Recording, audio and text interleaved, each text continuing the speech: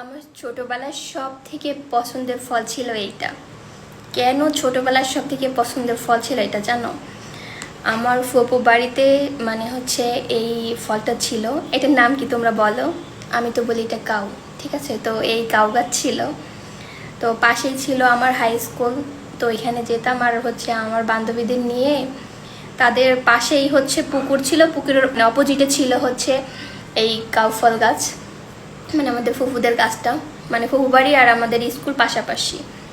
তো সেইখানে গাছের মাথায় তো আর আমি উঠতে পারতাম না, আমি থাকতাম নিচে আর নিতাম এমন কাউরে যারা একটু গাছ বাইতে পারে। আমি তো গাছ বাইতে পারি না। পরে ওরা পারতো আর আমি খাইতাম। এখন খাইতেছি চাট মশলা দিয়ে, আর ওদের সাথে খাইতাম মা খাইয়া। এই বছর কে কে ফলটা খাইছো কমেন্ট করে জানাও। আর যার এলাকার ভাষায় এটাকে কি বলে ম্যাম বলে যাবা, আর কিভাবে খাও সেটাও বলবা।